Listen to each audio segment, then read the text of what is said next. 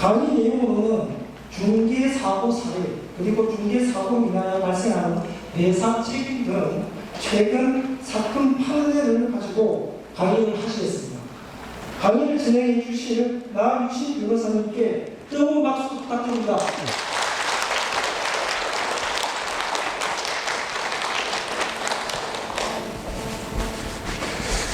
네, 반갑습니다. 나유신 변호사입니다. 오늘 이 자리를 준비해 주신 그 도지사님과 그리고 우리 협회 도회장님 비롯한 관계자 여러분께 감사 말씀드립니다. 오늘 강의할 내용은 사실 법적 판단을 다루고 있습니다. 이게 그 사실행위라는 개념이 있고 법률행위라는 개념이 민법에는 있는데 그것과도 관련이 있거든요. 근데 이제 이 판례를 소개해 드리는 거는 도에서 이제 처음에 말씀을 해 주셨는데 대법원 판결이 나오기 전에 2심 판결이랑 대법원 판단이 달라요. 그리고 또 그 2심 판결이랑 1심 판단이 다릅니다. 그래서 그것까지 같이 소개를 좀 해보겠습니다. 네, 사건을 먼저 말씀드리면 그 2018년 11월 20일 날 매도인 A가 한국에너지공단과 임대차 계약을 체결했고 보증금이 2억 원이었습니다. 그리고 당연히 공인중개사님은 공제계약을 체결을 했겠죠. 근데 이제 A가 2020년 5월 16일 날 그 공인중개사 B의 중개로 매수인 F에게 매도를 한 겁니다. 이것을 이제 2억 8천만 원으로 했는데 보증금 2억 원이 있으니까 그것을 매수인이 인수하기로 약정을 했고요. 그리고 이제 20년 5월 18일 날 보증금을 공제한 잔금을 지급하고 이제 등기를 이전했습니다. 그리고 이제 매수인이 근저당권을 20년 5월 25일 날 한번 설정을 하고 5월 29일에도 또 후순위 근저당권을 설정을 했습니다. 그런데 이제 안 갚았죠. 그래서 경매가 진행된 건데 문제는 이제 이 경매 절차에서 그 임차인인 한국에너지공단이 그 배당을 제대로 못 받은 거예요. 아마 이제 그 사실관계를 설명드리면 너무 복잡하기 때문에 그거는 제가 뺐습니다, 일부러. 그래서 공단에서는 그 보험사에다가 보험금을 청구를 해서 이제 보증금을 회수를 했는데, 그러니까 당연히 보험사가 임대인 측에게 구상을 했겠죠. 그런데 여기서 중요한 거는 매수인이 아까 인수를 했다고 했는데 매수인한테 구상금 청구 소송 제기한 게 아니고 원래 임대차 계약을 체결했던 매도인한테 청구를 한 겁니다. 그래서 결국에는 이제 매도인이 패소를 해가지고 보증금액에 그 구상 이자까지 포함을 해서 다 지급을 하게 되었죠. 그리고 이제 이 경매 사건에서 매도인이었던 A가 채권 신고를 해서 배당을 일부 받았습니다. 그래서 그 최종적으로 매도인이 손해봤던 게 이제 1억 3천만 원 정도가 되는데, 그러니까 이제 당연히 매도인 입장에서는 중개사가 중개를 잘못한 거 아니냐, 그러니까 매매 계약 중개를 할 때 뭐 설명 잘못한 거 아니냐 이렇게 생각을 해서 손해배상 청구가 들어왔고요. 주장을 했던 게 이 매매 계약 자체가 비정상적인 거래라는 것을 왜 공인중개사가 적발하지 못했느냐. 그 다음에 그 당시에 그 한국에너지공단이 대항력이 없었던 모양입니다. 그거 제대로 설명 안 해주었다. 그 대항력이 없는 임대차에서는 소유자가 바뀌더라도 새로운 소유자가 임대인의 지위를 승계하지 않습니다. 대항력이 있는 임대차랑 다른 거예요. 그러니까 만약에 매수인이 인수하는 조건으로 계약을 체결했더라면 매도인인 내가 이 임대차 보증금 반환 채무에서 완벽하게 벗어날 수 있도록 면책적으로 채무를 인수하는 계약이라고 매매계약서에 특약을 하든가 뭘 썼어야 되는 거 아니냐. 근데 왜 그거를 공인중개사가 안 알려줬냐. 뭐 이런 걸 따진 겁니다. 그러니까 이제 협회를 상대로도 손해배상 청구를 같이 제기를 했고요. 근데 이제 공인중개사와 협회는 당연히 이렇게 주장했죠. 아니, 그거야 변호사한테 가서 물어봐야지 중개사인 내한테 어떻게 물어보노. 그러니까 중개 행위의 범위를 벗어난 법률적인 판단 의무까지는 없지 않느냐, 이걸 다툰 거예요.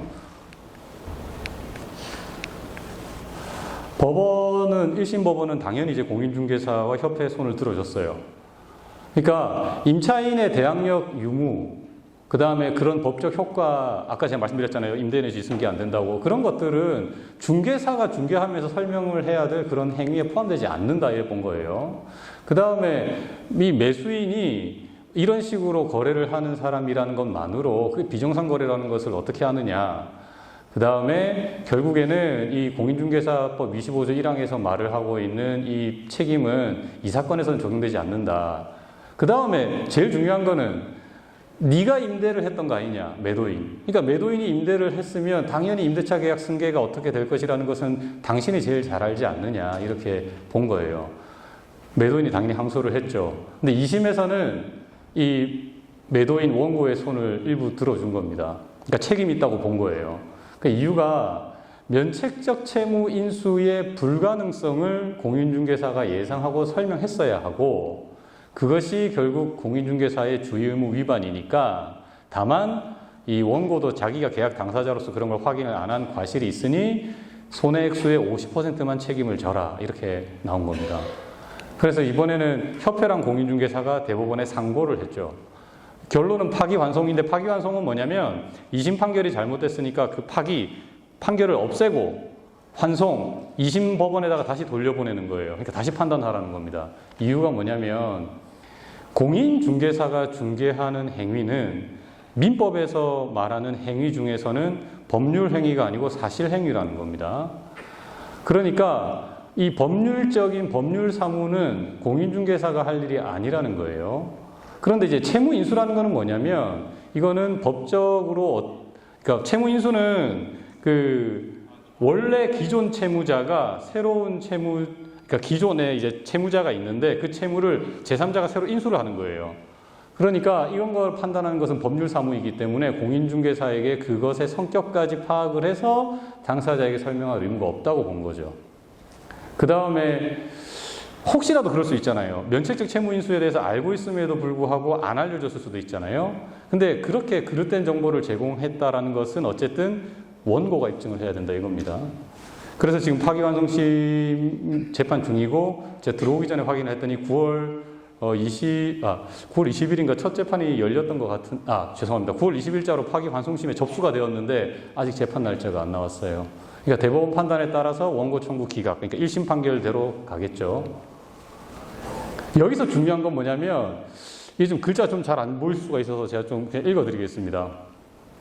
이 공인중개사의 업무 범위에 대해서 사실행위와 법률행위를 구분한다라고 했는데, 그래도 여러분들께서 확인하셔야 될 거는 등기부를 분석하는 것은 공인중개사의 의무에는 여전히 포함된다는 겁니다.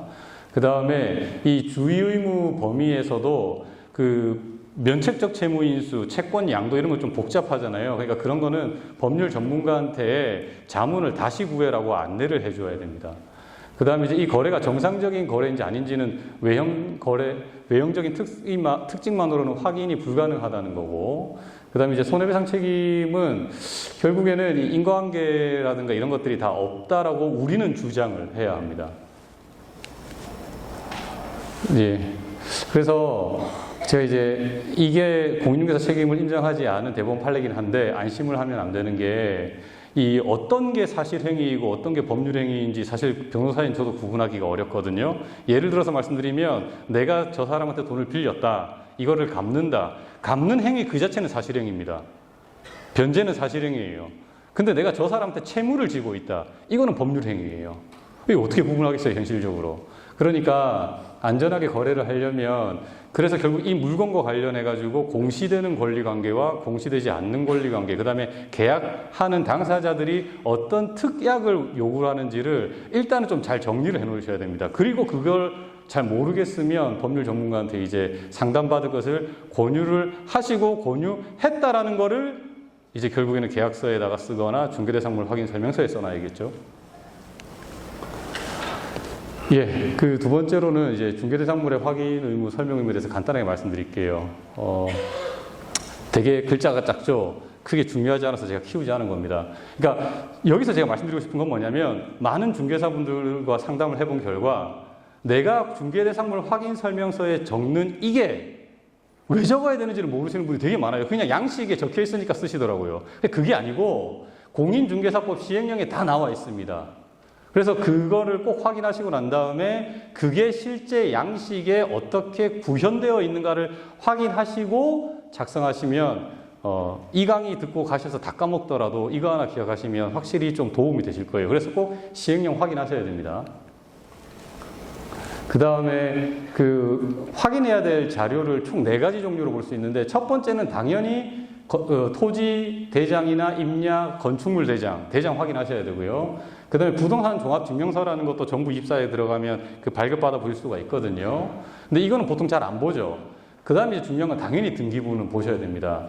그다음에 전입세대 열람원이랑 신탁 원부, 그다음에 임대인의 주민등록표 초본 이런 것들은 그 신탁 원부야 그 인터넷 등기소에서는 발급 안 되고 등기소나 법원에 직접 가셔야 되니까 그렇게 발급 받으셔야 되고, 근데 이제 보통 인터넷 등기소나 그 실제 갔을 때는 뭐 700원, 1000원 드는 게 이건 한 12,000원까지 드는데 돈은 들어가죠. 그런 실비를 부담하는 것을 중개대상물 확인 설명서 중개보수란 옆에 쓸 수 있도록 되어 있으니까 당사자한테 받으시면 되고요. 그 다음에 이제 전입세대 연락원이나 초본 이런 거는 그 파는 사람이라든가 임대하는 사람한테 발급받아 오라고 하시면 됩니다. 그래서 공인중개사한테는 요구권이라는 게 있어요. 이게 법에 정해져 있는데 잘 모르시더라고요. 그래서 자료를 달라고 요구할 수도 있고, 그 다음에 그게 왜 필요하다는 건지 목적을 알려주셔야 되는데, 당연히 중개대상물 확인 설명서 쓰려고 하는 거죠. 그 다음에 거기에는 이제 권리관계, 이용 제한사항, 시설물 상태 이런 것들 자료가 포함됩니다. 그리고 이제 중개대상물 확인 설명서 작성 및 교부를 꼭 하셔야 되는데, 제가 오늘 참고로 말씀드리면 제가 지금 진행하고 있는 사건들은 일부러 여기 안 넣었어요. 중개사님들의 개인정보 문제도 있고 사건만 들어도 누구 다 아실 수도 있기 때문에 제가 그건 다 뺐는데, 참고로 말씀드리면 이 중개대상물 확인 설명서 4가지 종류도 저 별지라고 하는 거는 법 시행령의 별지입니다. 그래서 이거 확인하셔야 되고, 이게 제가 저번에 소송하면서 알게 된 건데, 계약서에 그 건물 용도라든가 이런 거 입력을 하면 자동적으로 중개대상물 확인 설명서에서 이 4가지 중에 하나가 선택되게끔 나와 있는 것 같던데, 그렇게 자동으로 넘어간다고 해서 그거 프로그램 믿지 마시고 반드시 내 눈으로 다시 확인하셔야 돼요. 왜냐하면 이거 서식 잘못 선택해가지고 적어도 중개사 과실 인정될 수가 있습니다. 그래서 실제로 그 처분받으신 사례가 있어요, 지금. 네, 그래서 아무튼 이 서식에 기재된 내용은 다 쓰셔야 되고, 제가 여기서 말씀드리고 싶은 거는 이겁니다. 자, 자료 요구를 하죠. 안 갖고 와요. 불응을 한 경우에는 매도인, 임대인에게 자료를 요구하였으나 불응하였다라고 쓰고, 그거를 임차인이나 매수인한테 설명했다라는 것도 같이 쓰셔야 됩니다. 그런데 단순하게 이렇게 쓰시는 경우가 있어요. 임차인도 임대인의 설명을 함께 들었다, 이렇게만 쓰시는 경우가 있거든요. 이러면 안 됩니다. 절대 안 됩니다. 반드시 그 요구를 했는데 뭐는 갖고 오고 뭐는 안 갖고 오더라는 것까지 쓰고, 중개대상물 확인 설명서니까 당사자의 도장이랑 서명을 받잖아요. 그렇게 하면 됩니다. 그 다음에 중개대상물 확인 설명서는 3년간 보존하라고 하는데, 주택 같은 경우에는 보통 4년 이상 갱신도 하고 뭐 묵시적 갱신도 하고 하니까 3년만 보관해서는 안 돼요. 어떤 경우가 있냐면 중개대상물 확인 설명서를 교부 안 해도 과태료 대상이고 막 그러거든요. 그 교부 못 받았다라고 주장하면서 소송하는 사람들도 있습니다. 그러니까 나는 그걸 가지고 있어야 돼요. 그래서 저는 보통 5년 이상 가지고 있으시라고 말씀드리는데, 정 안 되면 요새는 스캔해가지고 컴퓨터에 파일로 저장해놔도 되니까 그렇게 보존하시고요. 그게 왜 되냐면 전자문서 형태로 보관할 수 있다라고 그 법에 그렇게 돼 있습니다. 제일 안전하게 하려면 그 강의 자료는 있습니다. 인터넷 사이트 어디에 들어가면 그거 뭐 보관할 수 있다라고 되어 있는데, 그게 귀찮으니까 서류만 제대로 스캔해서 파일로 보관하고 계셔도 돼요. 그 다음에 이제 우리는 증표, 신분을 확인하기 위한 증표를 제시할 것을 요구할 권리도 있습니다. 그 몇 년 전이죠. 제가 거기 안에 있는 강의 자료도 있는데, PPT에서는 뺐습니다만은 최근에도 그런 일들 되게 많아요. 중개 보조인이 중개사인 것처럼 행세하면서 임차인한테는 전세 계약 체결한 것처럼 하고 임대인한테는 월세 계약 체결한 것처럼 해서 중간에서 보증금 차액을 횡령하는 거. 그런 일이 지금도 있거든요. 그래서 신분증 확인하는 방법들은 여기 적어놨으니까 꼭 한번 챙겨보시기 바랍니다. 네, 거래계약서 작성이야 뭐 이거는 제 머릿속에서 나온 게 아니고 이것도 다 법에 적혀 있는 내용입니다. 그래서 법에서 계약서에 뭐 적어 놓으라고 되어 있고 어떻게 적으라고 되어 있는지 꼭 한번 확인해 보시고요. 넘어갈게요. 계약서는 5년간 보존을 해야 됩니다. 그래서 아까 전에 제가 중개대상물 확인 설명서도 같이 보존을 하라고 말씀드린 거예요. 그 다음에 그런 경우는 거의 없는데 간혹 소송에서 이런 일이 생길 때가 있습니다. 서명 날인이 문제가 되는 경우인데, 지금 저도 이제 임대차 계약을 해보고 하지만 어떤 식으로 그 간인을 할 수 있냐면 그 개인이라고 하는 건데, 간인은 참고로 간인은 앞장과 뒷장이 하나의 문서라는 걸 입증하기 위해서 앞장의 반을 접어 올리고, 그래서 앞장의 뒷면과 뒷장의 앞면에 딱 중간에 도장 찍는 거, 그게 간인이고, 개인은 이제 서류를 똑같은 서류를 두 세트를 만들었는데 그 두 개가 하나의 서류라는 걸 알려주기 위해서 두 개를 붙여가지고 사이에 찍는 걸 개인이라고 하죠. 그런데 간인, 개인 그냥 구분 없이 임대인, 임차인, 공인중개사 가지고 있는 용도 세 개를 그냥 쫙 병렬해 놓고 겹쳐놓고 도장을 찍으시는 경우들이 있어요. 그렇게 하면 나중에 그게 같이 같은 날 작성된 서류인지 아닌지 확인할 방법이 없습니다. 잘 안 됩니다, 그게. 그래서 개인은 굳이 필요 없는데 간인을 반드시 하셔야 됩니다. 네, 아무튼 이건 당연히 다 아실 거고. 그럼 이제 공인중개사의 손해배상 책임과 과태료와 관련해서 요거는 그냥 훑어보고 넘어가겠습니다. 공인중개사법이 30조에 이제 손해배상 책임 적혀 있잖아요. 그래서 보증보험이라든가 공제, 제가 소송하는 것 중에는 제가 수임한 부분 아닌데 공동피고 중에는 서울보증보험에 가입하신 분들도 계시더라고요. 어쨌든 가입을 하셔야 되고, 공탁금은 폐업 또는 사망한 날부터 3년 이내에는 회수할 수 없는 걸로 그렇게 규정하고 있습니다. 그 다음에 이제 법인은 2억 원 이상, 분사무 있으면 1억 원 이상, 개인, 개업 공인중개사는 1억 원 이상이고요. 과태료 부과 기준은 오늘 도에서 나눠드린 그 바인더 뒷면에 되게 잘 정리되어 있어서 따로 설명을 안 하겠습니다. 네.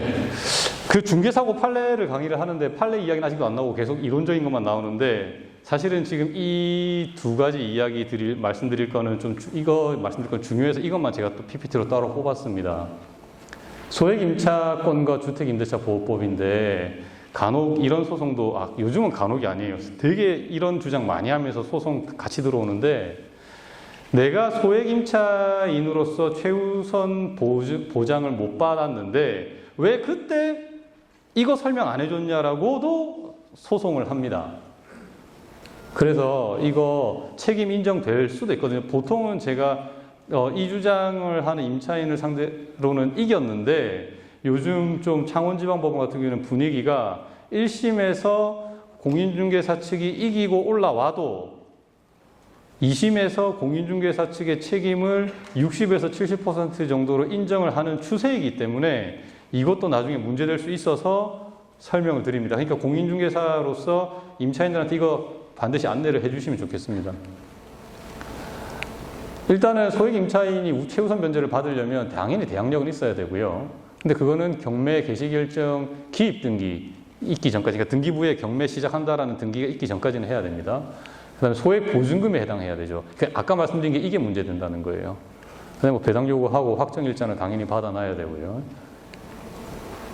그래서 이제 지역별로 서울은 1억 6,500이고, 그 다음에 과밀 억제권역, 서울은 당연히 여기 포함되는데 서울은 1억 6,500이니까 빼고 세종, 용인, 화성, 김포, 세종, 용인, 화성, 김포, 이런 데는 이제 1억 4,500이고요. 그 다음에 이제 광역시, 안산, 광주, 파주, 이천, 평택 이런 데, 주로 수도권이죠. 이런 데는 이제 8,500이고 우리는 7,500입니다. 경상남도는.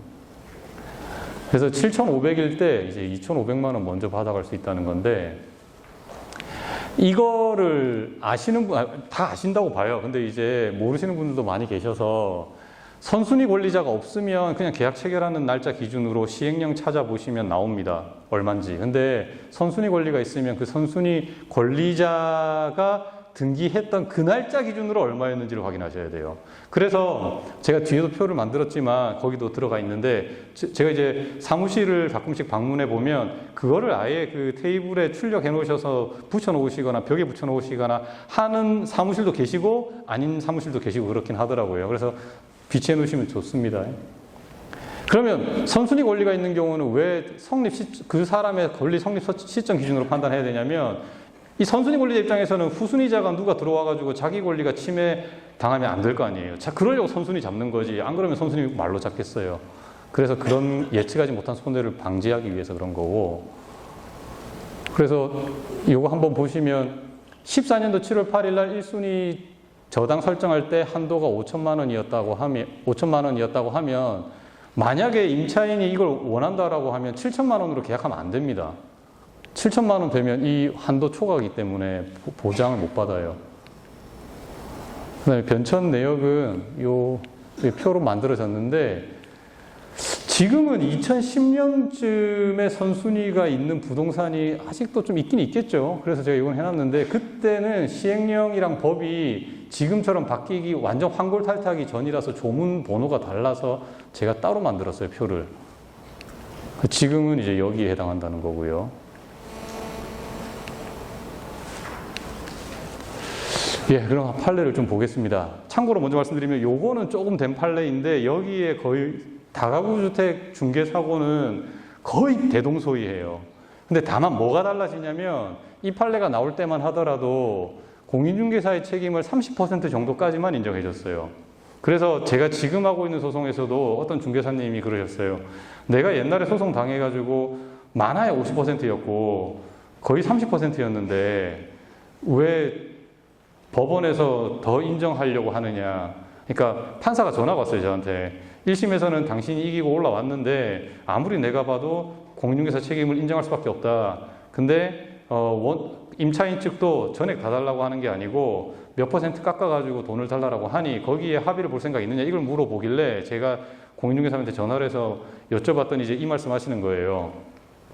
근데 시대가 바뀌었다는 걸로밖에 설명을 드릴 수가 없네요, 요거는. 그래서 결론적으로 그 사건은 이제 합의는 못 이루고 이제 판결을 받기로 했는데 일단 한번 보겠습니다. 대부분 똑같아요. 공인중개사 갑, 임대 의뢰인이 을이고 임차 의뢰인이 병입니다. 그래서 이제 총 13세대가 있는 다가구 주택의 301호를 임대차 했는데 이 선순위 임차권자 말고도 근저당권이 2억 한 3,200, 그러니까 한 2억 원 정도 되겠죠. 요 채권 최고의 근저당권이 설정돼 있었던 거예요.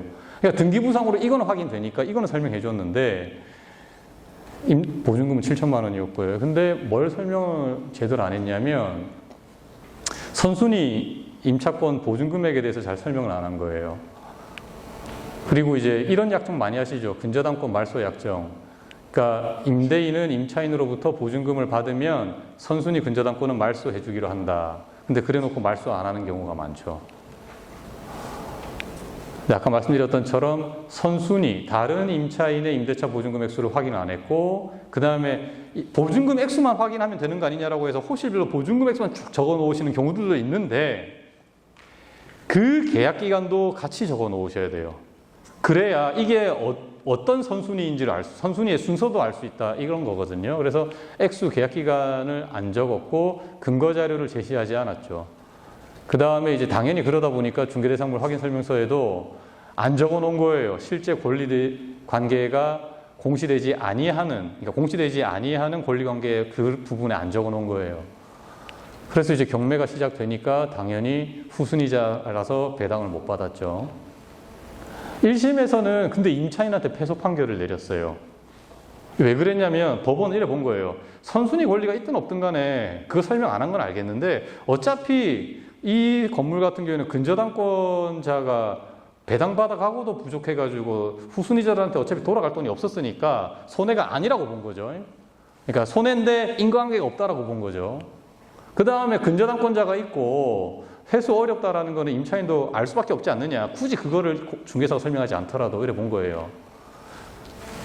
2심도 근데 이제 2심은 다르게 본 거예요. 보죠. 30% 이제 승소 판결 내렸다는 건데 어쨌든 다른 임차인들 임대차 관계 설명 안 한 것은 잘못이라는 거고 그 다음에 대신에 이제 임차인이 자기가 거래 당사자로서 확인을 제대로 안 한 잘못도 있으니까 이때는 30%로 제한을 했어요. 그러면 지금은 비슷한 사례에서 몇 %까지 인정하느냐? 전체 손해액의 70% 인정합니다. 60%도 인정 잘 안 해요.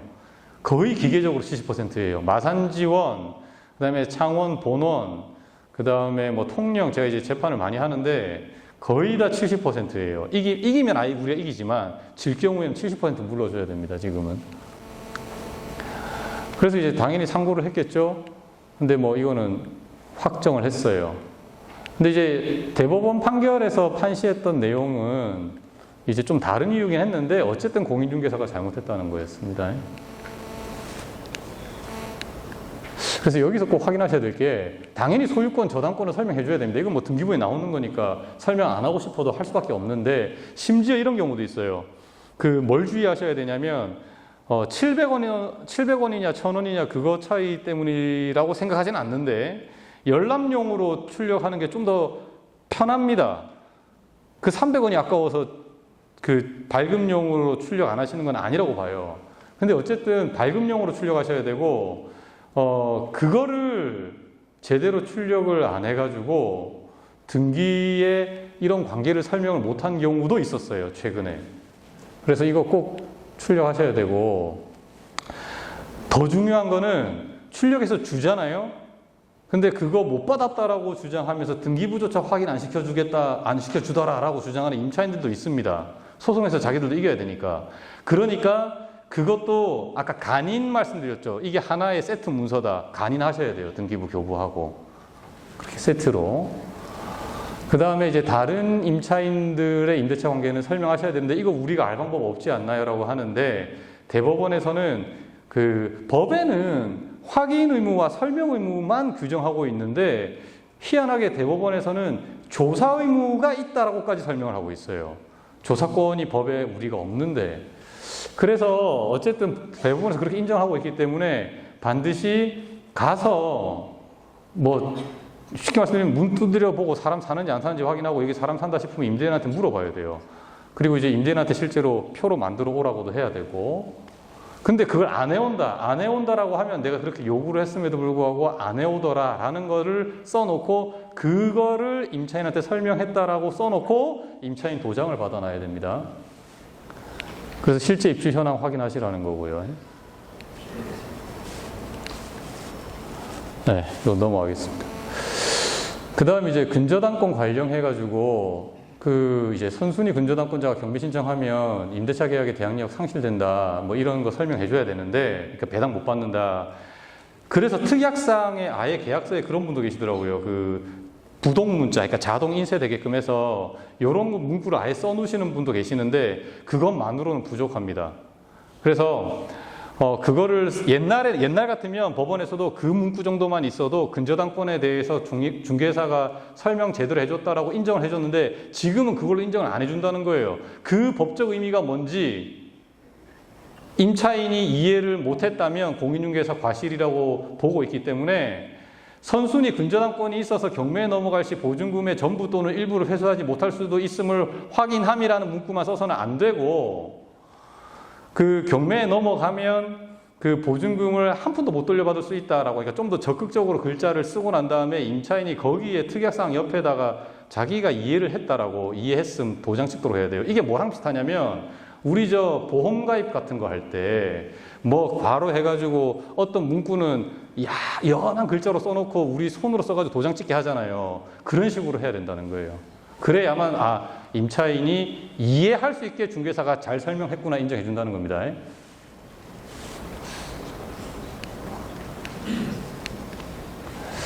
그 다음에 이제 신탁부동산 말씀드리겠습니다. 이게 사고가 최근에도 많죠. 신문에도 많이 나오고 있는데 요거는 좀 몇 개를 볼게요.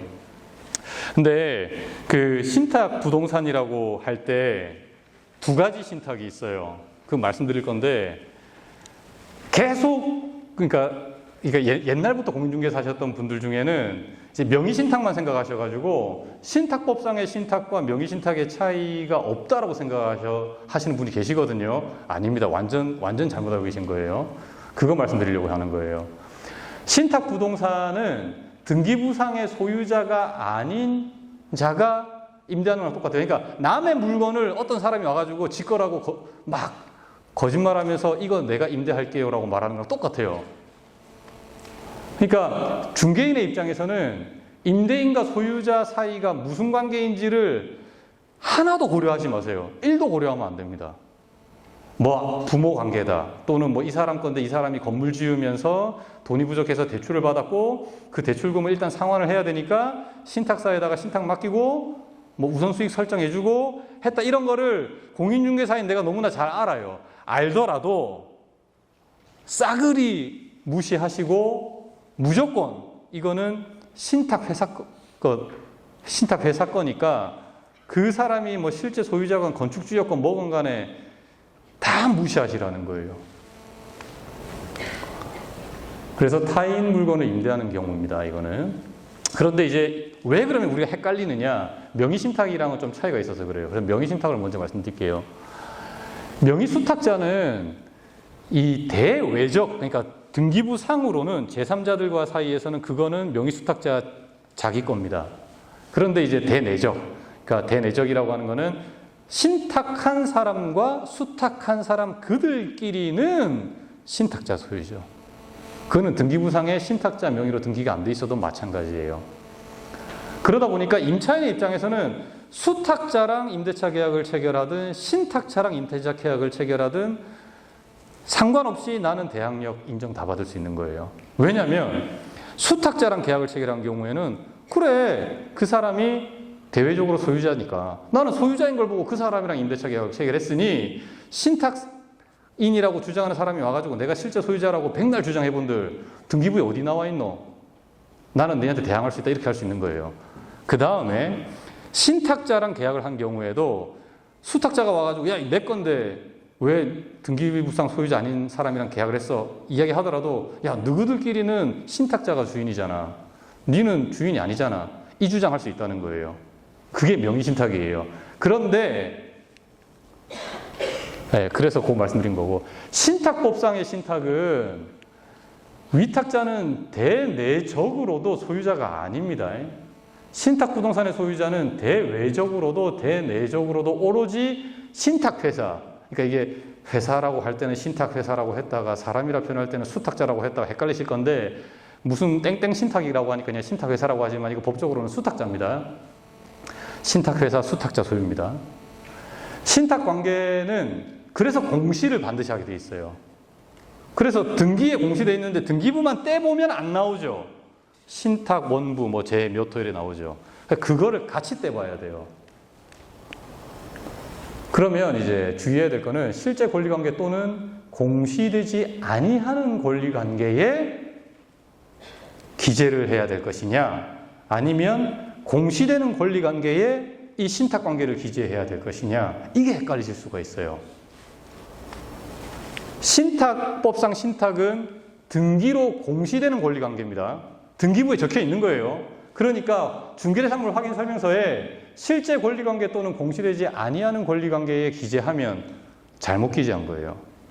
그래서 중개사의 과실 책임을 인정한 판례는 옛날부터 있었습니다. 왜 그럴까요? 임차인이 착각한다는 거예요. 등기부상에 권리되는 공시되고 있는 소유자인데 마치 여기에 이렇게 기재를 하면 이 사람이 신탁회사가 실제 소유자가 아니라고 착각하게 만들 수 있다는 거예요. 그래서 반드시 이거는 공시되는 권리관계란에 써줘야 됩니다. 네, 그럼 사례를 좀 보겠습니다. 이제 A 회사가 자기 소유 집합건물 137채를 신탁회사에 위탁한 거예요. 담보신탁 계약을 한 건데, 그 다음에 이제 임대를 한 겁니다. 그런데 이제 이 임대를 할 때에 신탁회사의 사전 승낙을 안 받았어요. 그래서 A 회사가 부도가 나고 소송이 걸린 거죠. 그냥 나가라고 했겠죠, 신탁사는 임차인한테. 그래서 이제 공인중개사와 협회를 상대로 손해배상 청구소송을 제기했는데 1심에서 70% 인정됐어요. 이 옛날 그러니까 최신 판례라고 하지만 법률에서 최신 판례라고 하면 2000년대 이후는 다 최신 판례라고 보는데요. 옛날 판례인데도 70% 인정했어요. 이럴 때는. 이 중요하게 본 거예요. 아까 말씀드렸으니까 좀 중복된 걸 피하는데 판례에서도 이렇게 쓰고 있어요. 부동산의 신탁에 있어서 수탁자 앞으로 소유권 이전 등기를 마치게 되면 대내외적으로 소유권이 수탁자에게 완전히 이전되고 위탁자와의 내부 관계에서 소유권이 위탁자에게 유보되어 있는 것이 아니다. 이렇게 써줬습니다. 네. 그러니까 결국에는 수탁자가 나가라고 하면, 신탁회사가 나가라고 하면 보증금 못 돌려받고 나갈 수 있다라는 거를 써줘야 돼요. 계약서 특약상에 쓰든 중개대상물 확인 설명서에 쓰든 거기에 쓸 공란이 없다. 그럼 별지에 써서 붙이든, 별지에 쓰고 붙일 때에도요, 간이는 꼭 해주셔야 돼요. 지금 제가 소송하고 있는 것 중에 그게 또 쟁점이 돼서 이걸 설명했니 안 했니 다툼이 되는 사건이 있습니다. 그다음에 이제 두 번째인데 뭐 내용은 다 비슷합니다. 근데 이제 여기에는 신탁 원부에 이렇게 적혀 있었던 거예요. 신탁 계약 체결 후 신규 임대차 계약은 신탁 회사의 사전 승낙을 조건으로 A 회사 명의로, A 회사는 뭐예요? 위탁한 사람입니다. 위탁한 사람 명의로 계약을 체결하되 임대차 보증금은 신탁 회사 계좌로 입금을 해야 된다. 이래 돼 있다고요. 그러니까 원래도 대부분 신탁 원부에는 임대차 계약 자체는 위탁자 명의로 할 수도 있게 되어 있는 경우가 있고 아닌 경우도 있기 때문에 그것도 꼭 확인하셔야 돼요. 그런데 위탁자 명의로 하게끔 되어 있든 신탁사 명의로 하게끔 되어 있든 뭐든 간에 보증금은 무조건적으로 다 신탁회사 계좌로 입금하도록 되어 있습니다. 그래야 신탁사 입장에서는 돈을 담보할 거 아닙니까? 계약을 체결했는데 뭐 계약 쭉 있어요. 근데 보증금 지급을 어떻게 했는지 봅시다. 임차인은 계약 당일 임대인인 위탁자, 그러니까 회사한테 1,500만 원 지급하고 잔금도 신탁회사가 아니라 위탁자한테 지급을 한 거예요. 신탁회사에다가 돈을 안 준 거예요. 그냥 나가라고 한 거죠. 사전동의 없었다. 그래서 이 사례에서 제가 말씀드리고 싶었던 건 뭐냐면, 그래서 이거는 50%인데 50% 인정됐습니다만은, 그러니까 이 사례에서 말씀드리고 싶었던 거는 그 계좌를 위탁자가 뭐 염려하지 말라라고 해서 내 계좌로 받는 경우가 있어요. 지금 마산지원에서 그 하만 사건 하고 있거든요. 제가 대리하는 것도 있고 다른 변호사님이 대리하는 것도 있고 한데 거기에 판사님들은 이미 똑같은 판결들을 지금 계속 쓰고 있어요. 그래서 제가 뭐 이야기를 해도 안 받아줘요.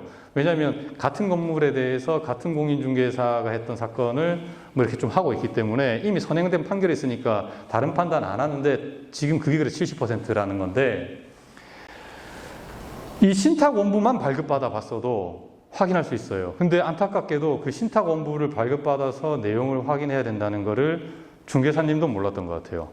그거는. 왜냐하면 자기도 피해자거든요.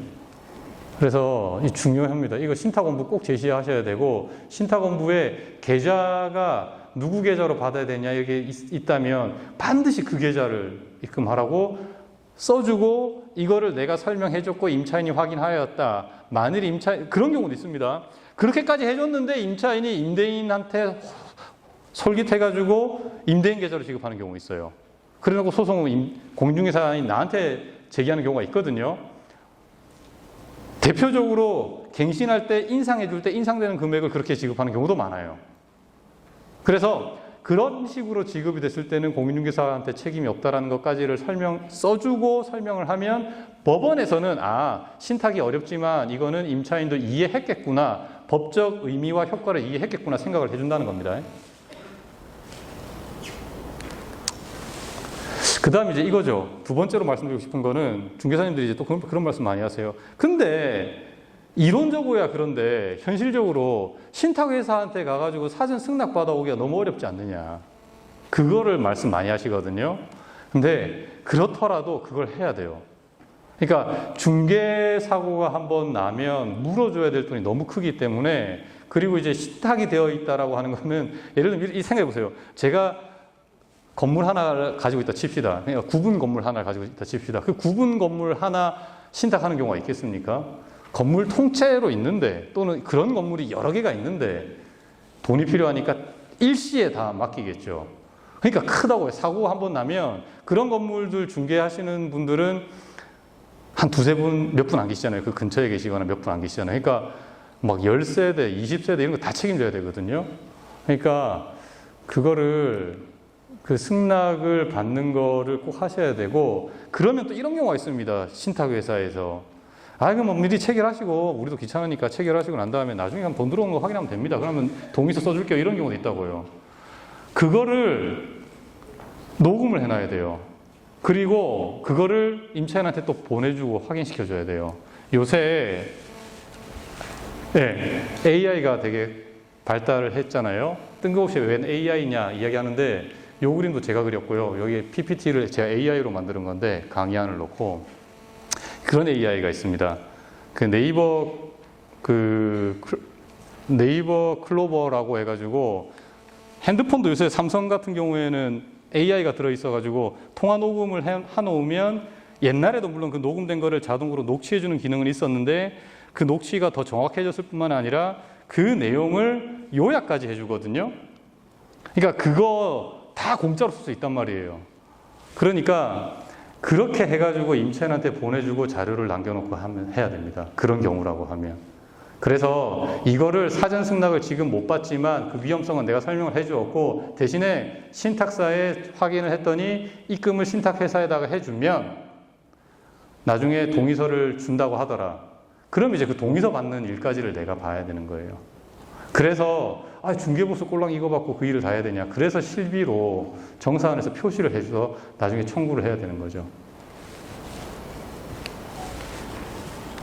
네, 그 공인중개사의 책임과 의무에 대해서 말씀을 좀 드리겠습니다. 이게 이제 얼마 전에 이제 저희 협회 임원분들을 또 대상으로도 그때 강의도 한번 했던 내용인데 중요한 이제 여기서부터 조금 더 이제 최신 판례들인데요. 중요한 거라서 법인으로 중개하시는 분들도 많이 계시죠. 혹시 여기에도 법인으로 하시는 분들 계시죠, 그죠? 요런 경우가 있었습니다. 임원으로 된 공인중개사가 벌금형 전과가 있었던 거예요. 그런데 그 이후에 임원이 된 건 그 이후죠. 그런데 이제 그것 때문에 중개법인 자체가 등록이 취소되었던 적이 있습니다. 어떠냐면 이제 공인중개사 A가 2016년 8월 달에 빌라 매매 계약을 중개를 하고 초과 수수료 받은 것 때문에 그게 뒤늦게 밝혀져 가지고 2020년 12월 달에 벌금 400만 원 선고받았어요. 그 다음에 A는 그 이후에 3월이 지나서 21년 3월 달에 중개법인 사내이사가 됐습니다. 4년 전에 받은 걸 가지고 4년 뒤에 벌금 받았다는 거는 그 임차인 측이랑 아무튼 뭐 싸움이 있었겠죠. 그래서 했을 텐데 초과 수수와 관련해서 잠깐 말씀드리면 초과 수수는 진짜 위험한 것 같아요. 왜냐하면 임대인이나 임차인이 먼저 주겠다고 해도 받아봐야 소송 들어오면 무효여서 돌려줘야 되는 문제도 있지만 형사처벌 대상이 되기 때문에 보통 기소가 되면 벌금 100만 원이에요. 요즘은. 얼마를 초과 받았던지 간에. 선고 유예가 되는 사례도 좀 드물고 제가 최근에 안 그래도 그 변호를 하다가 하나는 무죄를 받고 초과 수수 부분은 인정할 수밖에 없으니까 그게 벌금이 선고가 됐는데 그 100만 원 밑으로 선고를 잘 안 합니다, 이제. 법원에서. 근데 이제 거래 당사자가 중개사한테 불만이 있으면 제일 먼저 시비를 거는 게 이거거든요. 초과 수수료. 그러니까 중개대상물 확인 설명 의무를 제대로 하지 않았다라고 시비를 걸긴 하는데 그 거래 당사자 입장에서도 애매하거든요. 야, 이거 될 수도 있고 안 될 수도 있거든요. 근데 뭔가 복수하고 싶은 마음이 있는 거예요. 소송은 내가 권리를 침해당해서 하는 경우도 있지만 보통은 권리를 침해당했다라고 하는 그 불만 감정에서 시작하는 경우가 많아요. 그래서 옛날에 독일의 철학자 중에는 이런 책도 썼어요. 소송을 왜 하느냐? 법률 분쟁이 왜 생기느냐? 실제로 권리가 침해당해서 생기느냐? 그게 아니고 사람의 감정이 상해서 소송한다라고 1600년대에 철학자가 썼어요. 법철학자가. 그러니까 그거는 지금 와서 생각해봐도 정말 공감하는데 대표적으로 초과 수수료 가지고 시비를 걸면 무조건 형사처벌 안고 가야 되는 문제가 있어요. 아무튼 그래서 벌금 400이면 초과했던 금액이 많겠죠. 사실 400만 원까지 선고되는 경우는 좀 드뭅니다. 또 한편으로는. 근데 어쨌든 법인 입장에서는 이걸 몰랐던 것 같아요. 당연히 몰랐겠죠. 말 안 하면. 근데 이제 관할 구청에서는 조사를 해보잖아요. 그러니까 21년도 6월 달에 법인 중개사무소 세설 등록을 취소했어요. 그러니까 법인 입장에서는 억울하니까 바로 행정소송도 하고 그 다음에 아니 우리 법인의 임원이 되고 나서 초과 수수해가지고 벌금 받으면 우리 법인을 등록 취소하는 거 그거는 이해하겠는데 법인 임원 되기 전에 한 걸 가지고 왜 취소하냐. 헌법소원도 한 거예요. 법률이 잘못된 거 아니냐. 근데 다 기각됐습니다. 네, 그래서 법은 참고하시면 되고 어쨌든 취임 후 2개월 내에 등록 취소를 면할 수 있는 방법이 있으니까, 그러니까 그걸 나중에라도 알게 되면 다시 사임시켜버리면 된다는 거예요. 그래서 문제 안 된다 뭐 이런 겁니다. 결론적으로는. 그래서 결격 사유 있는 임원이 취임한 거를 뒤늦게 알게 되시더라도 취임한 날로부터 2개월 이내에 사임하면 법인은 등록 취소를 안 당합니다. 네. 그 다음에 이제 같은 건데 최근에도 요거를 하나 말씀드릴게요. 임차인 P는 2018년 4월 달에 공인중개사 S의 중개로 다가구 주택의 101호 이걸 임대차 계약을 했는데 이제 항상 문제는 갱신 이후에 발생을 하죠. 그래서 공인중개사님들도 잊고 지낸단 말이에요. 2년 전, 3년 전을 어떻게 기억하겠어요. 그래서 21년도 6월 2일 날 그 12억 원에 매각됐지만 돈을 못 받은 거예요. 그래서 이제 소송을 제기를 했죠. 근데 요거를 제가 똑같은 거 왜 소개할까? 이게 지금 사회적 분위기가 변하고 있다는 거를 우리가 좀 더 체감해 보자는 의미입니다. 뭐냐면 처음에 1심 법원에서는 그 보증금이야 당연히 돌려주라고 임대인 상대로 한 청구는 당연히 인용을 하는데 공인중개사랑 협회에 대한 손해배상 청구는 인정을 안 했어요. 왜 안 했냐면 중개대상물 확인 설명서에 실제로 기재했 이분은 이제 그래도 그거를 써놨습니다. 그 몇 호 얼마라고는 안 써놨지만 선순위 임차인의 보증 금액이 다 합치면 얼마 정도 된다는 건 써놨던 거예요. 근데 그 총 액수랑 실제 경매 사건에 들어가서 조사해봤던 액수랑 별 차이가 안 난다는 거예요. 그러니까 아까 말씀드렸잖아요. 어차피 경매 넘어가봐야 당신은 후순위자여서 제대로 설명했더라도 보증금을 못 돌려받았을 거야. 이런 논리가 적용된 거예요. 그 다음에 근저당권이랑 그 다음에 근저당권의 피담보, 실제 채무 액수 이런 거 설명해 줬거든요. 그건 등기부에 나와 있는 거니까. 그 다음에 대충 시세도 알려줬던 거고. 그래서 이제 중개사는 책임 없다 이렇게 본 거예요. 2심에서도 그냥 그거 인정했어요. 그래, 맞아요. 뭐 이거 중개사가 책임질 일은 아니래 봤는데 다만 이제 이런 건 있습니다. 실제로 이제 공인중개사가 설명했던 선순위 임차 보증금 합계액이 실제 임차인이 경매를 당해보고 확인했던 총액보다 컸던 거예요, 이 경우에는. 근데 이제 물론 이것도 대법원까지 가니까 그게 아니었다는 게 나왔습니다만은 어쨌든 더 크니까 그러면 임차인 입장에서도 확실하게 이해할 수 있지 않았냐라는 거죠. 예를 들면 총액이 10억이다. 근데 실제로 경매에 들어가 봤더니 8억밖에 안 된다. 근데 8억인데도 못 받았다면 10억이라고 설명했을 때는 더 네가 확실하게 경매 넘어갔을 때는 못 돌려받았다는 걸, 못 돌려받을 수 있다는 걸 알지 않았겠느냐 이걸 이야기한 거죠. 그 다음에 이제 공인중개사가 설명했던 자료도 등기부나 이런 거랑 비교해 봤더니 다 맞지 않느냐 뭐 이래 한 거예요. 그래서 결국에는 이제 인과관계 없다라고 본 겁니다. 여기 주택이 저가에 낙찰되었기 때문임 이 말은 뭐냐면 법률적으로는 공인중개사의 어떤 행위와 임차인의 손해 사이에 인과관계가 없다는 겁니다. 근데 이제 대법원에서 이걸 뒤집은 거예요. 파기환송. 2심 판결 없애고 다시 돌려보낸 거예요. 이것도 지금 첫 재판이 얼마 전에 있었고 아직 판결 선고되려면 멀었는데 아마도 그래도 한 60, 70도 인정할 수도 있습니다. 책임을. 공인중개사가 중개대상물 확인 설명서에 기재한 내용으로는 실제 보증금 현황을 알 수 없다. 총액을 적어놓은 것만으로는 몇 호에 얼마, 몇 호에 얼마, 그 계약 기간 얼마, 언제부터 언제까지 이런 거를 알 수가 없다는 거예요.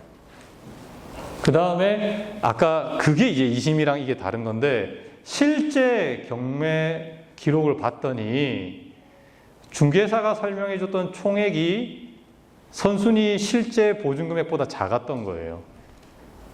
그러니까 항상 문제가 되는 거는 설명해 준 금액이 총액보다 실제 총액보다 적은 경우는 항상 문제가 됩니다. 네. 그 다음에 이제 공인중개사가 임대인의 구두 확인에만 의존하지 말고 실제와 다를 수도 있다는 것을 임차인한테 알려줬어야 된다. 이게 아까 계속 제가 누차 말씀드린 건데 임대인한테 이 정보를 알려달라고 요구를 했다. 근데 임대인이 뭐는 알려주고 뭐는 안 알려주더라. 그 사실만 써서는 안 되고 그거를 임차인한테 설명을 했다. 임차인도 이해를 했다. 도장 찍어야 된다. 뭐 이런 겁니다. 이 구두 확인이 제일 문제인데요. 그래서 제가 최근에 소송을 이제 새로 수임을 해가지고 지금 진행하고 있는 사건 중에 그 공인중개사 분이 매우 잘하셨다라고 스스로도 생각하시고 저도 이제 칭찬해드린 게 있는데 뭐였냐면 별지를 딱 만들어 놓는 거예요. 선순위 보증금 현황 해가지고 표를 만들어가지고 뭐 몇 호, 기간, 보증금액, 뭐 임차인명은 개인정보니까 뭐 그거는 공란으로 해도 상관없는데 그렇게 해서 쭉 적어오라고 시킨 거예요. 근데 이제 물론 문제는 그 임대인이 적어온 게 거짓말이었던 거예요. 네, 거짓말인데 근데 어쨌든 공인중개사로서는 확인할 수 있는 걸 다 했다는 거예요. 근데 이제 지금 그거 소송하면서도 이제 제가 좀 약간 불안한 거는 뭐냐면 다 잘했는데 거기에 보면 임차인한테도 그 서류에다가 도장을 받았거든요. 근데 죄송합니다. 임차인한테 도장을 받은 게 아니고 이제 임대인이 도장 찍어 온 거를 이제 임차인한테 줬는데 임차인은 지금 그걸 못 받았다라고 다투고 있어요. 근데 어쨌든 임대인은 그 도장을 찍었고 더 중요한 거는 그러면 안 되지만 임대인이 실제 임대한 사람은 남편이고 명의자는 아내인데 명의자 아내 이름을 딱 써놓고 남편이 아내인 양 서명을 해놨더라고요. 근데 상대방도 주장하기를 명의자가 아니라 그 남편이라고 하는 사람이 와서 계약을 했다. 이 주장을 자기들이 했어요. 그러니까 증거적으로는 우리한테 유리하죠. 그 주장 해주니까. 그래서 이제 나중에 그럼 그 남편 불려서 증인신문을 해봐야 되는 거고. 근데 어쨌든 그렇게 써놓으니까 우리가 이런 것 때문에 불리할 일이 전혀 없는 거예요. 그 다음에 이제 더 좋은 거는 그래서 간인입니다. 계속 간인 말씀드리는데 별지로 뭐 첨부하면 간인을 해서 줬으면 임차인이 그런 거짓 주장을 못하죠. 그래서 어쨌든 확인 설명 의무를 위반했다라고 대법원은 봤습니다. 이 사건에서 결론적으로. 그래서 이제 2심 법원에 갔고 아직 재판 결과는 안 나왔어요. 그래서 한 번 더 정리해드리면 그 주택에 총 몇 개 호실이 있는지는 확인하셔야 됩니다. 이거는 문 안 두드려 봐도 알 수 있잖아요. 가서 보기만 하면 몇 개 호실이 있는지는 알 수 있으니까 그걸 보시고 표를 만드세요. 그러고 난 다음에 보증금을 임대인한테 적어오라고 하시면 됩니다. 그 다음에 그 현황을 작성을 해가지고 임차인한테도 보여주고 도장 받아야 돼요. 임차인 확인을 꼭 받아야 됩니다. 그 다음에 확인 설명서는 그 되게 칸이 작잖아요. 그러면 그냥 별지 기재라고 거기는 그렇게만 써두시고 별지를 만드셔가지고 써놓으시면 됩니다. 그 다음에 이제 아까 임대인의 구두 확인에만 의존을 한 것이기 때문에 그것만 설명한 걸로는 부족하다. 대법원에서 봤다고 했잖아요. 그래서 정보가 불확실할 수 있다는 것도 적어줘야 돼요. 별지에는 적어놓기가 좀 수월하잖아요. 그러니까 선순위 보증금 현황은 별지 기재와 같음. 단 임대인의 설명이 실제 선순위 보증금액과 다르거나 부정확할 수 있음을 안내함이라고 쓰고 그 서류에 임차인이 서명 도장하면 되겠죠. 그 다음에 이제 신탁된 부동산의 임대차 계약 중개 시에 이제 주의할 건데 요거는 아까 말씀드린 거랑 비슷하긴 합니다. 한 번 더 보면 주식회사 B는 2019년 9월 3일 날 아시아신탁에 건물 신탁 계약을 체결을 해서 아시아신탁 앞으로 등기를 넘겨줬고 임차인은 19년도 10월 22일 날 한 달쯤 지나서 공인중개사 C의 중개로 이 위탁자로부터 건물에 임차를 했는데 B 회사가 신탁 등기 말소 의무를 이행하지 않자. 이 뭔 말이냐면 내가 보증금 주면 선순위 근거장권 말소해 주는 것처럼 신탁 등기도 어떻게 돌려주겠다라고 이야기를 한 거예요. 근데 안 한 거죠. 그래 놓고 돈은 누가 받았겠어요? 당연히 이제 그 회사가 받아갔겠죠. 그래서 임대차 계약을 해지를 하고 보증금 돌려달라 소송을 한 거예요. 그래서 이제 부산에서 있었던 일인데 그 회사에 대한 청구는 전부 인용을 했는데 협회에 대한 청구는 전부 기각을 했어요.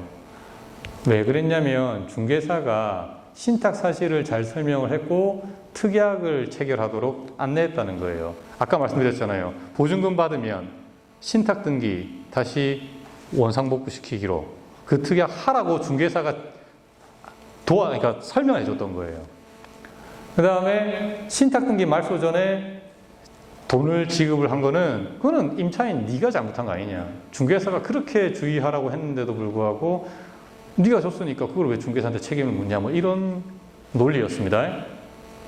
그러니까 결과적으로는 중개사가 주의 의무 설령 이제 그렇게 하는 것 자체가 위험하다는 걸 제대로 안 알려줘가지고 그러니까 잔금은 꼭 지급하지 마세요. 지급하기 전에는 꼭 나한테 연락하세요. 뭐 이런 말 안 했던 것을 과실로 본다 하더라도 임차인이 입은 손해랑 중개사의 그 과실 간에는 인과관계가 없다라고 본 거예요. 저는 이게 맞다고 보는데 어쨌든 항소를 했는데 항소심 법원도 1심 판단이 맞다고 본 거예요. 그런데 대법원에서 또 파기환송을 했죠. 뭐라고 했냐면 신탁 관계에 대한 충분한 조사와 설명을 하지 않았다. C의 설명이 충분했다면 R이 계약했겠냐. 그 다음에 잔금을 미리 지급하지 않았을 가능성이 크지 않느냐. 그 다음에 그래서 주의의무 위반 과실이 있고 그래서 인과관계도 있다 이래 봤는데 이거 이제 좀 풀어서 다시 말씀드리면 그러니까 실제로 이런 경우가 이 부산에서 말고 최근에 여러 군데에서 좀 있는데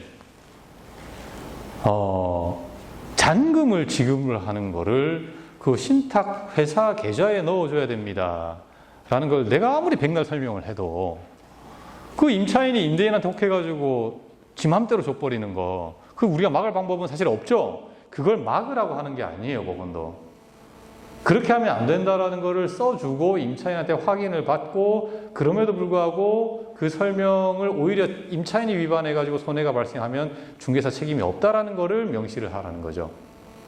우리는 지금 여기에서 목적은 정말 이거를 그냥 있는 그대로 말씀드리면 안전한 거래를 중개하는 것이 1차적인 목표이지만 사고라는 게 발생했을 때 우리가 책임지지 않을 수 있는 방편을 마련하는 것은 2차적 목표입니다.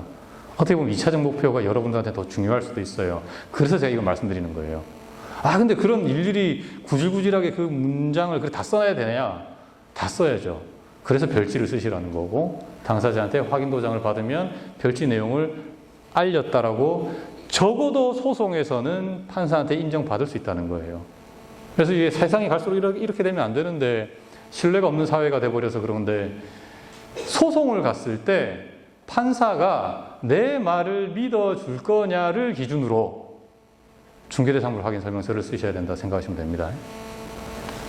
그러니까 대법원은 뭐라고 봤냐면 중개사가 이 신탁 부동산의 임대차 보증금을 신탁 회사에 지급해야 된다. 신탁 원부에 이래 나와 있다. 이걸 제대로 설명을 했다면 어느 임차인이 자기의 전 재산에 해당하는 그런 돈을 함부로 임대인한테 줬겠냐 이렇게 생각한 거예요.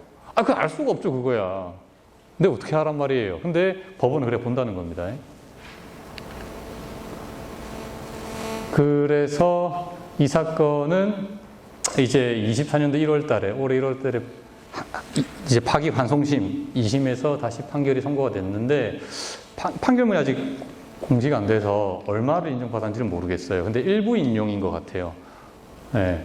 근데 그 대법원 판례 보면 과실 비율에 대한 이야기가 있는데 아마 과실 비율이 30%보다 더 많이 인정된 것으로는 보여요. 그러니까 공인중개사가 70%까지 책임진 건 아닌 것 같아요. 이 사건은. 네, 그래서 신탁원부 꼭 확인해 보셔야 됩니다. 신탁원부 좀 이따 보여드릴 거예요.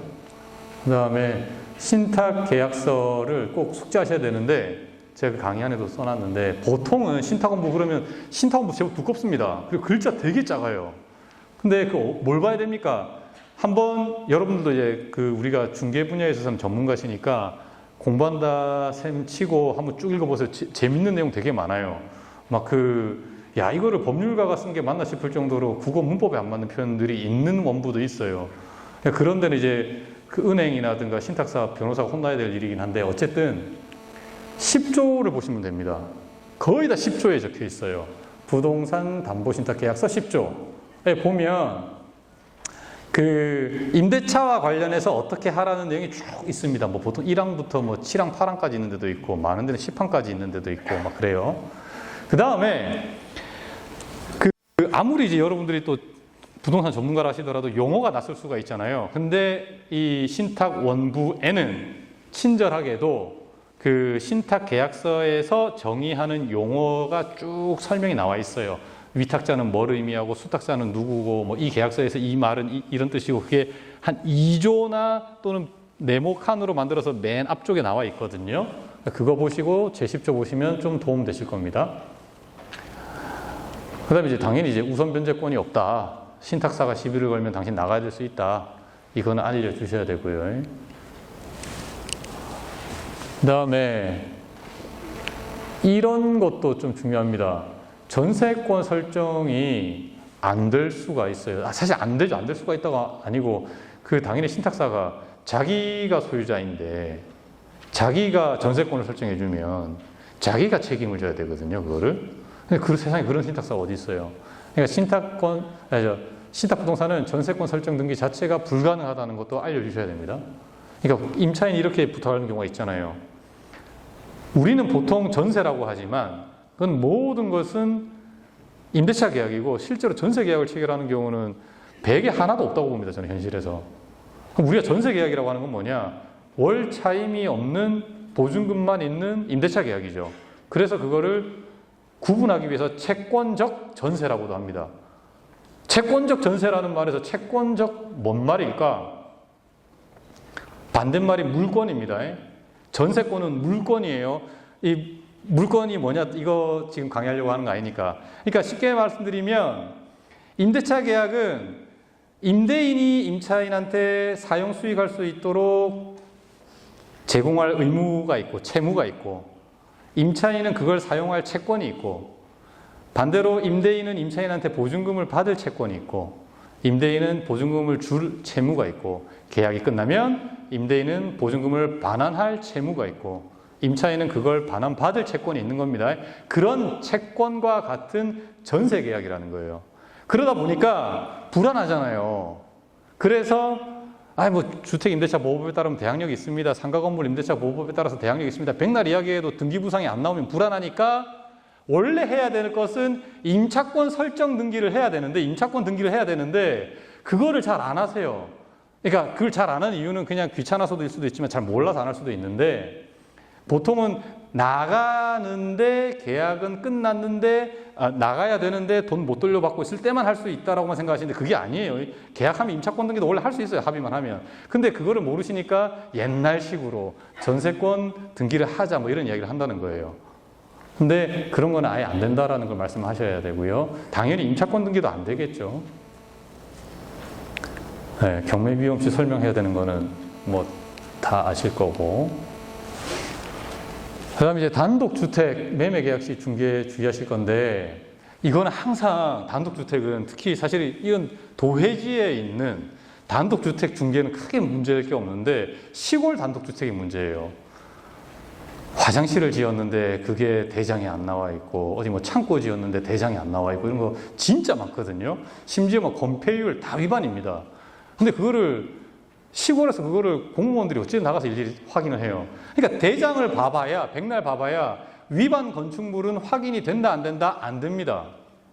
그러니까 중개대상물 확인 설명서에는 그 대장상 건축물 위반 여부 체크를 할 때는 무조건 다 적법에다 체크를 해요. 그게 맞아요. 그런데 우리가 나가보면 보이잖아요, 그거. 그럼 그게 대장에 있는지를 반드시 확인하셔야 돼요. 대장에 보면 그 건축물 4개 쭉 있습니다. 뭐 주건물, 뭐 보조해가지고 쭉 뭐 이렇게 설명이 나와 있거든요. 거기에 이게 있나 없나를 확인하셔야 돼요. 없으면 없다라는 거 설명해 줘야 됩니다. 그런 거는 이제 공시되지 아니하는 뭐 권리관계 이런 거 설명할 수가 있는 거죠.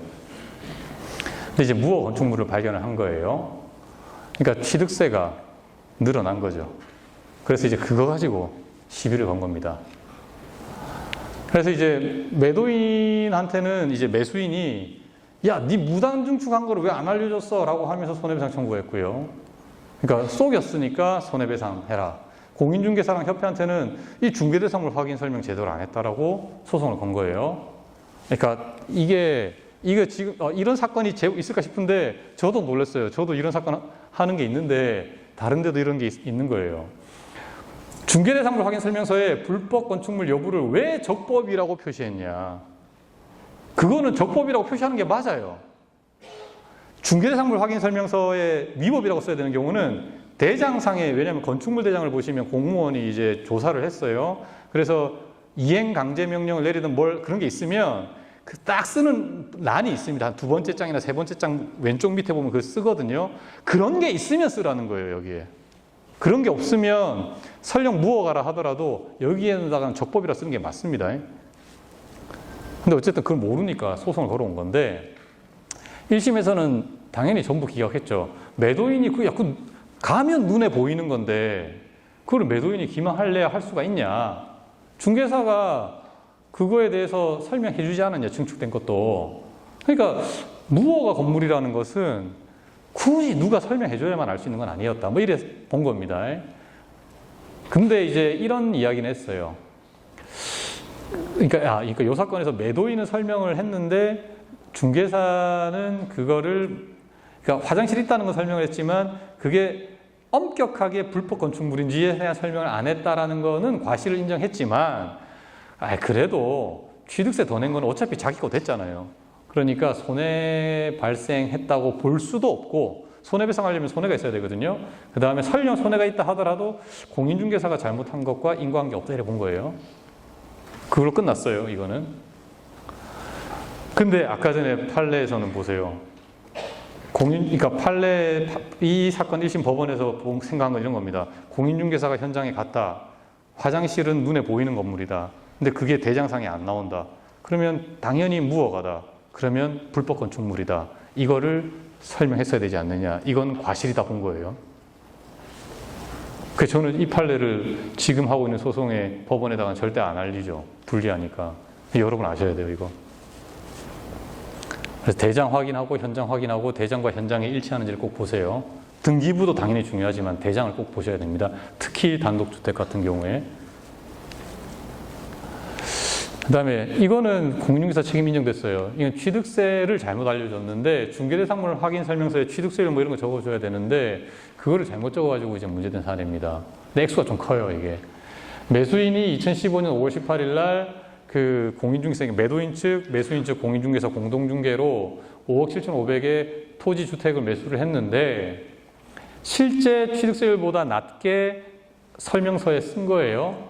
그래서 결국 나중에 매수인은 자기가 생각했던 것보다 훨씬 많은 7,300만 원을 세금으로 낸 거죠. 그러니까 5억 7천만 원의 13%인 거예요. 그러니까 크죠, 사실은. 그래서 이제 손해배상 청구를 했는데 그러니까 공인중개사 둘 다와 협회와 서울보증보험, 그러니까 C는 서울보증보험, D는 뭐 협회 뭐 이런 거겠죠. 그래서 서울법원에서 뭐라고 했냐면 이거는 근데 취득세는 어차피 네가 취득한 거니까 세금은 내야지. 그러니까 손해는 아니라고 봤어요. 근데 생각보다 액수가 너무 크니까 정신적 고통을 받았을 테니까 500만 원 주라고 했어요. 네. 세율 설명 잘못한 건 인정돼요. 근데 어차피 세금 자체는 법률에 따라서 납부하는 건데 뭐. 세율 차이로 인한, 근데 이제 보통 이런 경우에 정신적 고통 위자료 인정을 안 하는데 인정했던 이유는 아까 13%면 차이가 진짜 너무 크니까 이렇게 판단했어요. 만약에 진짜 세율을 알았다면 그 돈 주고 이걸 샀을까? 뭐 이런 걸 본 거죠. 근데 지금 빼도 박도 못하고 세금 내야 되니까 정신적 고통 입었겠네. 그래서 500만 원 주라고 했는데 협회와 서울보증보험은 또 책임 안 지게 됐습니다. 왜냐하면 공제계약상 보장해 주는 거는 재산 손해를 보장해 주는 거지 정신적 고통에 대한 손해를 보상해 주는 건 아니라서 그래요. 그래서 요거는 결론적으로 여기서 보면 C에 대하여만이라 돼 있죠. 그러니까 매수인 측 공인중개사만 위자료 500 주고 끝났어요. 네, 일단은 여기까지 제가 그 강의 준비한 거고 그 파일을 하나 보여드리면서 실제 어떤지 한번 보여드릴게요. 잠시만 기다려주세요. 10분까지죠. 네, 제 10분까지죠. 잠시만요.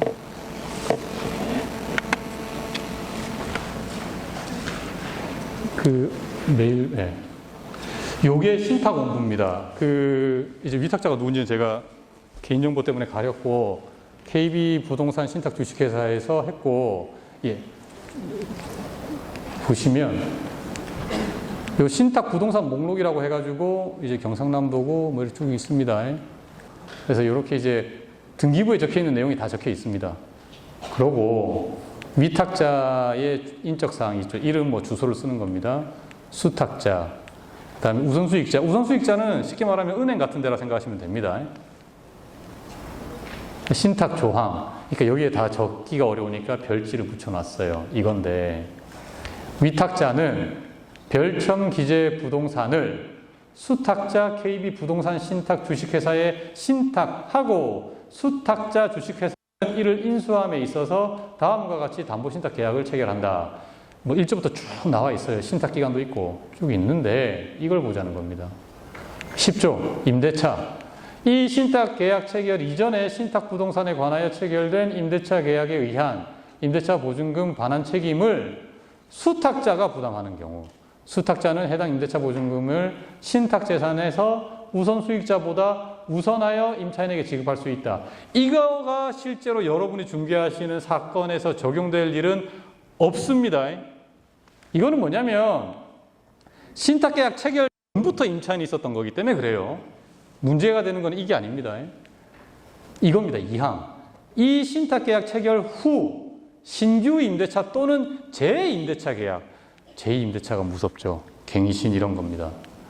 은 수탁자 명의로 체결하거나 수탁자의 사전 승낙을 조건으로 위탁자 명의로 체결하되. 그러니까 KB랑 체결하면 상관없는데 가장 깔끔한데 아니면 위탁자랑 계약 체결할 수 있다는 거예요. 근데 위탁자 입장에서 돈을 신탁사에서도 끌어쓰고 싶고 은행에도 끌어쓰고 싶고 임차인한테 받는 보증금도 끌어쓰고 싶으니까 자기랑 계약하려고 하는 거예요.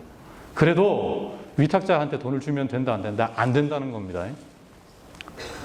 임대차 보증금은 수탁자에게 입금하여야 한다. 이렇게 돼 있잖아요. 다 100이면 100 이렇게 되어 있습니다.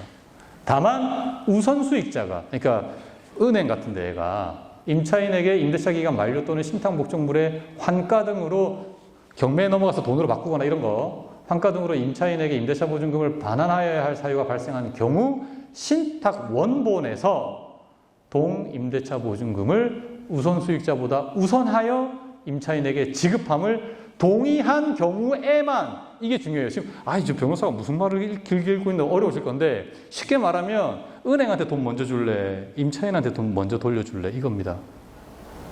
은행이 임차인한테 돈 먼저 돌려줘도 됩니다. 동의한 경우에만 임대차 보증금으로 우선 수익자의 채권을 상환할 수 있다. 뭐 이런 거예요. 그러니까 이게 되게 이런 경우 없어요. 그래서 이제 내용이 쭉 나와 있고요. 어떻게 식으로 관리해라부터 해서 다 나와 있습니다. 수탁자가 입주자의 알선을 행한 때에는 위탁자 또는 수익자로부터 별도로 부동산 임대차 중개수 상당액을 받을 수 있다. 뭐 이거는 우리랑 크게 중요한 건 아닌데 이런 신탁 원부가 있습니다. 그래서 쭉 되게 내용이 많거든요. 그래서 이거 한번 읽어보시면 되고 이거를 등기소에 가서 출력해서 주셔야 됩니다. 그러면 쭉 리스트가 나온다고요. 이런 식으로. 이건 이제 건물 내역이고요. 그래서 요거는 특약사항도 있어요. 그러니까 이런 것까지 보셔야 돼요. 특약사항에 되게 독소조항이 많이 들어가거든요, 보통. 그래서 이것도 보셔야 되고, 이거 설명을 해주라는 겁니다. 네, 그래서 요걸 보여드렸고요. 예, 그 다음에 신탁원부 말고 대장을 한번 볼까요? 건축물 대장 좀 부탁드립니다.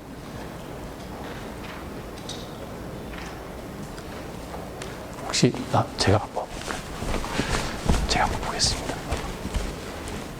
잠시만요. 혹시 폴더가. 그래요? 잠시만 기다려주세요. 죄송합니다. USB로 해드릴게요. 잠시만요. 요거 좀 골라주시면. 스타일만 있나요? 아니면 이거를 제 노트북으로 연결해서 볼 수 있을까요?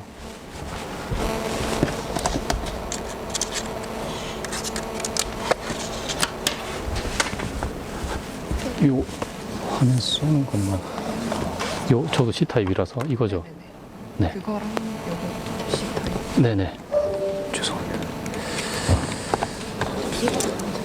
네.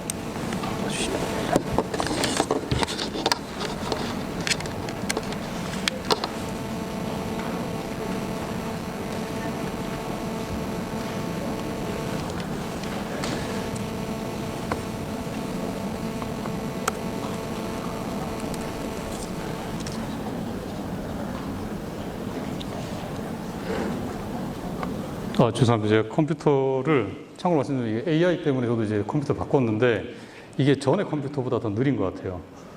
그래서 죄송합니다. 그러니까 제가 이제 건축물 대장이랑 아까 전에 말씀드렸잖아요. 뭘 확인하라고 말씀드렸는데 그게 어느 부분인지 한번 보여드리려고 하는 거거든요.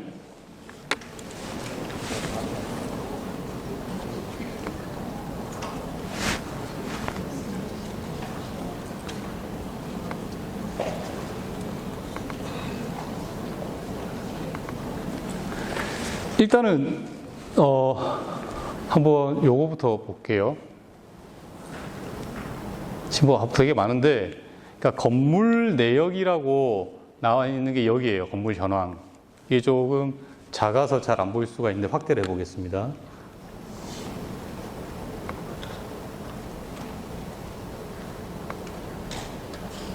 네.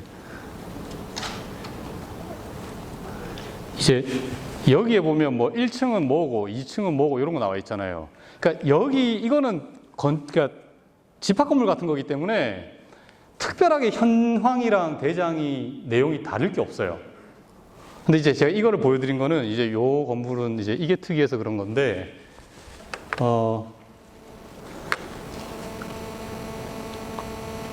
아까 전에 저 위반 건축물 같은 거 그런 게 어디 적혀 있냐면 두 번째 페이지에 여기 이렇게 적혀 있는 거예요. 변동사항. 사용 승인이 2021년 5월 17일 날 됐고 7월 10일 날 3층에 사무소 증축을 했고 그다음에 뭘 어떻게 했고 그다음에 말소 뭐는 말소 됐고 뭐 이런 내역들이 여기 나와요. 그래서 뭘 위반했다라고 하면 여기 적혀 있습니다. 이거 확인하셔야 된다는 거고,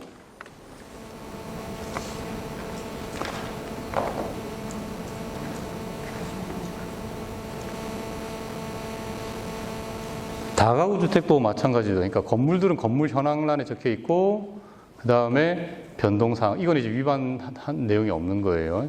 이런 식으로.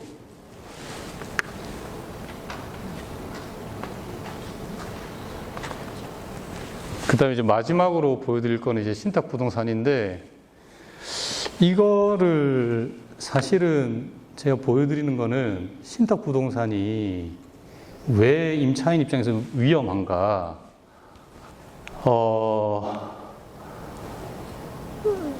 법원 근처에 있는 건물입니다. 법원 근처에 있는 건물이니까 변호사 사무실로 쓰는 건물이겠죠? 변호사도 잘 모를 수 있다는 걸 말씀드리려고 하는 거예요. 자, 소유권 보존이 됐어요. 건물을 지은 회사 소유였겠죠? 신탁사로 넘어갔어요. 신탁 공부가 있었습니다. 지금은 말소됐지만. 그리고 이제 그 회사로 갔다가 보세요. 20년 9월 4일 날 이 회사 같은 회사거든요. 신탁재산 기속했는데 왜 기속했을까요? 같은 날 어떤 법무법인이 산다고. 그럼 이 법무법인은 왜 이 건물을 샀을까?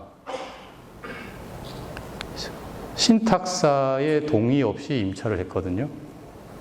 그러니까 갱신을 하고 장사가 잘 되니까 여기서 계속 있어야 되는데 옮길 만한 건물도 없고 어쩔 수 없이 산 거예요. 그래가지고 대출을 많이 받았다고요. 근데 변호사들이, 여러분들도 이제 요새 비슷하시겠지만 사실은 장사가 잘 안 됩니다. 그래서 큰 지출이 한 번 있으면 1년 동안 예비비로 모아놓은 걸 다 쓰고도 대출 받아야 되거든요. 그래서 신탁 부동산이 임차인들한테 이제 이 정도로 이제 위험하기 때문에 중개를 하실 때에도 그 부분들을 좀 신경 쓰셔야 되고, 특히나 이제 요즘은 하도 이제 언론에서 많이 나오니까 임차인들도 대충은 다 알아요. 근데 그게 설명하실 때 도움은 되지만 나중에 그게 다시 악용될 수도 있어요. 그래서 별지를 꼭 쓰시고 거기에 어떻게 보면 임차인의 입장에서 또는 매수인의 입장에서 독소 조항일 수도 있습니다. 사실은 제가 오늘 말씀드린 내용들이. 근데 그거를 설명을 해주고 설명을 들었음을 확인한다라는 것. 보험 계약할 때 괄호 해가지고 자필로 쓰고 도장 받도록 하는 것. 그것까지 꼭 하셔야 나중에 분쟁이 생겼을 때 내가 설명을 했음에도 불구하고 설명 안 했다라고 판단받지 않습니다. 설명했다라고 주장하실 때 그 설명했다라는 건 입증은 누가 해야겠어요? 여러분이 해야 돼요. 설명 안 들었다라고 주장하는 사람이 안 들은 걸 입증하는 게 아니겠죠. 그래서 그 부분을 꼭 완벽하게 잘 준비하셔서 앞으로도 크게 이제 이렇게 이제 큰 돈 나가는 일이 안 생기도록 주의하셨으면 좋겠습니다. 감사합니다.